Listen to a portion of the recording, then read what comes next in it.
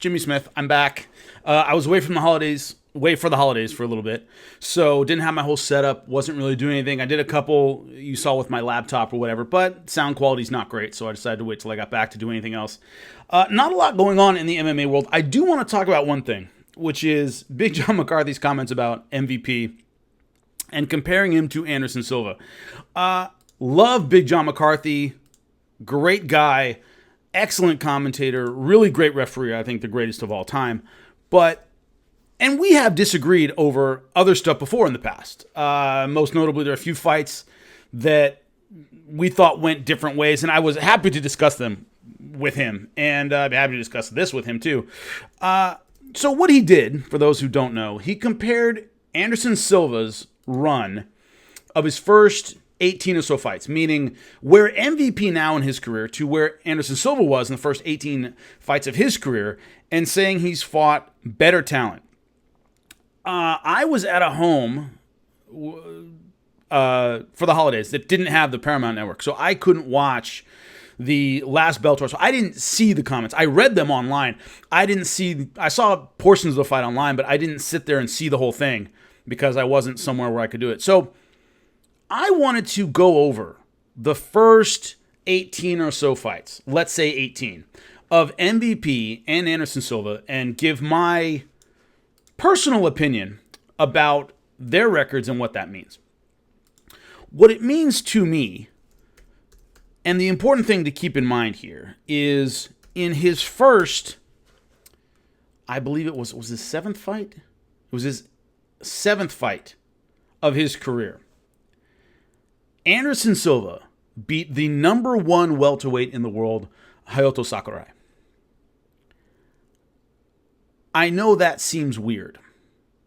A lot of you just don't remember Hayato Sakurai. You don't remember the early days of the welterweight division. You don't remember Anderson Silva at 170 pounds. I know I'm speaking to an audience that remembers basically his performance at 185 in the UFC. What most people don't remember is he had a great run at 170 before he went to 185. And in his early career, he was briefly the number one welterweight in the world. To me, that by itself invalidates John McCarthy's argument. MVP isn't in sniffing distance of number one in the world at 170 pounds. Anderson Silva was number one at 170 when he beat Hayato Sakurai. What happened, and I know a lot of you don't remember it, this was in Shuto. Hayato Sakurai was 18-0-2, 20 fights, no losses, 18 wins, 2 draws. He was the consensus number one welterweight in the world at the time.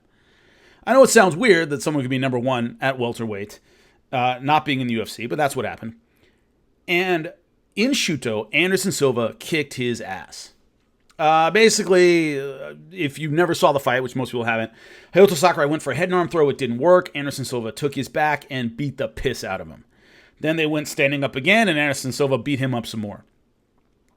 So then after that, what happened was Carlos Newton leapfrogged Anderson Silva a little bit later when he choked out Pat Miletich in the UFC. He became the number one welterweight in the world. And then after that, basically the number one welterweight in the world was always a UFC fighter. So a little bit of trivia is Anderson Silva was the last number one welterweight in the world that wasn't in the UFC. Since then, it's been all UFC fighters. So he was briefly number one in the world, which, once again, I think is far and away more than MVP has done at this point in his career. We can sit here all day and talk about whether or not Hayato Sakurai and those early fighters, how they line up with today's welterweights. We can have that discussion. You can only compare a fighter to the talent that was available at the time. How did he do against the fighters that were in front of him? He beat number one in the world, Hayato Sakurai. Then, that was in Shuto. Then he goes to Pride, and he beats Carlos Newton a little bit later. Carlos Newton was only a couple fights removed from being the number one welterweight in the world. So those two names by themselves, to me, and that was his sixth and his 12th fight of his career, were better than anybody MVP's faced so far, other than Douglas Lima, who beat him. So he talks about, John McCarthy talks about this loss. He talks about, the win over Hayato Sakurai, and here's what he had to say. This is interesting. He fought guys like Hayato Sakurai, but Hayato Sakurai was a 170-pounder. That fight was at 170. So this fight wasn't at 185, and Hayato Sakurai was coming up. They were both 170 pounds. I think 167, actually, in Shuto. He was small, so to say that's a big win. It's a good win over a good opponent, but he's fighting way out of his weight class. That fight was at 170. That was Hayato Sakurai's weight class. Later on, Hayato Sakurai went down and Anderson Silva went up. But at the time, they were both 170 pounders. So that statement makes no sense at all. He was small. To say that's a big win, it's a good win over a good opponent, but he's fighting way out of his weight class. No, he wasn't. They were both 170 pounders. Hayato Sakurai was number one in the world. Anderson Silva was a thin, skinny 170 pounder at the time. And he beat him up and took the number one spot away from him. So what's weird to me is, as I said, this was an early era of MMA. And most of you don't remember it and weren't around for it. John McCarthy was. So the idea that he would go, Hayato Sakurai was a good win. He was number one. That was a great win over a guy who was undefeated, and he smashed him. Hey, Steeler, how you doing, buddy? Where's my buddy? How you doing? So I just couldn't understand not just the statement that MVP has had a comparable run at this point in his career, but also the idea that Hayato Sakurai was a good win. It was a great win. The Carlos Newton flying knee knockout in Pride was a great win over a guy, once again, a couple fights before, who was the number one welterweight in the world. That's impressive. So Anderson Silva's run at 170 was pretty damn good. He was number one in the world for a second. And he wasn't kicked off that pedestal by a loss. It was that the win over Pat Miletich, to most people, put Carlos Newton at number one. Then Matt Hughes beats Carlos Newton. He becomes number one, and from then it's been UFC guys. So it wasn't that a loss knocked him off that pedestal. It was the fact that Carlos Newton, in the eyes of most fans, jumped over him. And remember, at this time, there was no, and this is 2001, there was no consensus rankings. I mean, there wasn't one ranking. USA Today didn't do rankings. They were kind of all over the place. So you could find a lot of different rankings that put either Carlos Newton or Anderson Silva at number one after he beats Hayato Sakurai and Carlos Newton beats Pat Miletich. So another thing he talks about is the loss to Daishu Takase in Pride by triangle choke. Yes, he should not have lost that fight. But an important thing to keep in mind at this point is, once again, this era of MMA, if you're unaware of it, there are a lot of Japanese fighters who were incredibly dangerous with crap records. Because Japanese MMA at the time, they would throw them to the wolves a lot of the time. They loved these, like, Kiyoshi Tamura versus Bob Sapp, these kind of freak show fights, mismatched weight classes, guys without a lot of experience fighting absolute murderers who had been around the block for years. That was really popular in Japanese MMA. And Daishu Takase was just one of those guys who was in that position a lot. If you look at him, remember, this is a guy who's a natural welterweight. He's even a light welterweight, maybe a 55er for the most part. Not only fight Emmanuel Yarbrough, that was a kind of a freak show fight against a heavyweight. Jeremy Horn, Minowa, Kenichi Yamamoto, if nobody remembers him, very, very tough fighter. Nate Marquardt, Fabiano Iha was my first grappling coach. Those are real. Antonio Shembri, tough dudes. And he fought them over and over and over again early in his career. Jeremy Horn was his third professional fight. Then it was Minowa after that. Then it was Yamamoto. Then he fights Nate Marquardt, Fabiano. He just didn't get a break at all. And then he fights Anderson Silva. He was 5'7", 5'6" at the time, I think. Didn't have a great record, but incredibly dangerous because he fought so many great guys early on in his career, and he never really recovered from that. If you look at his record, he went on some streaks and did some good things, but never really recovered from starting at the top and just not having anywhere to go. So even though the losses to Ryo Chonin and Daishu Takase, you have to see them in the context of that time, which was a lot of these fighters that didn't have great records, especially Japanese fighters, were really dangerous, especially on the ground. And Anderson Silva got caught in both of those fights. The difficulty is, if you're a commentator, the position that John McCarthy's now in, I want to explain a couple things. There's a popular misconception that commentators are kind of pulled aside and told to say certain things. We're not. Never in all the years I did commentary did anybody pull me aside and say this about this guy. You know who they're backing. You know who the video package is about. You know who's the A side. But you're never told during the fight what to say. There's no hotline, hey, say this about this guy, or you're pulled aside after the fight saying, hey, you were too hard on this guy. It's never happened to me ever. It may have happened to somebody else, unless Bellator has radically changed since I left. Big John McCarthy was not pulled aside and told to compare MVP to Anderson Silva. He did this on his own. So people that might go, well, he's doing his job, he's hyping a fighter. Fine, that is his job. You don't have to say things that you can't back up later. You try generally, or I did as a commentator, to stay away from things like that. You know who to hype and this kind of stuff, and you don't want to trash the matchmaking or anything like that. But you also don't have to say somebody's, oh my God, the best welterweight in the world. That's a really strong statement, saying that in their first 18 fights, Anderson Silva and MVP had even a similar run. And he said MVP was better. That's insane. That's insane. Carlos Newton and Hoto Sakurai by themselves are better. Then you have later on in his career, in the first 18, Lee Murray, if you remember him, great fighter, 185. Cut short by, of course, being a bank robber. But then, great story. And then Jeremy Horn fought him as well. The best MVP has faced so far, Ricky Rainey, probably, that he beat. Ricky Rainey, Paul Semtex Daly, Fernando Gonzalez is pretty solid, not great. Those are the three best that he's beaten. The best of that group is by far Paul Semtex Daly. He deserves a lot of credit for that. But let me explain something too that Bellator has trouble with MVP is you want him to have that water cooler knockout moment. That's what you want. You want that big highlight reel knockout and all this stuff. He's not good at winning decisions and looking good. The fights he's won by decision, I called two of them. There was Nashawn Burrell, Fernando Gonzalez, and then Paul Semtex Daly. They were all ugly fights. They weren't that appealing stylistically. They weren't real flashy. They weren't particularly exciting.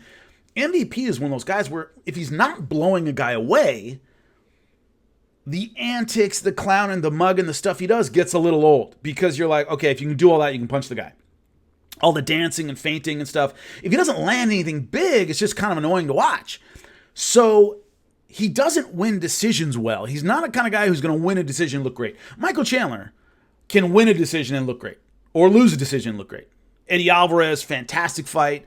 The first fight against Will Brooks is an excellent fight as well. MVP is not one of those guys. If he goes a distance, even if he wins, he doesn't tend to look good. His style just doesn't do well in long fights where he's got to put away rounds. He usually either blows somebody away or it's kind of this weird ticky-tack kind of fight.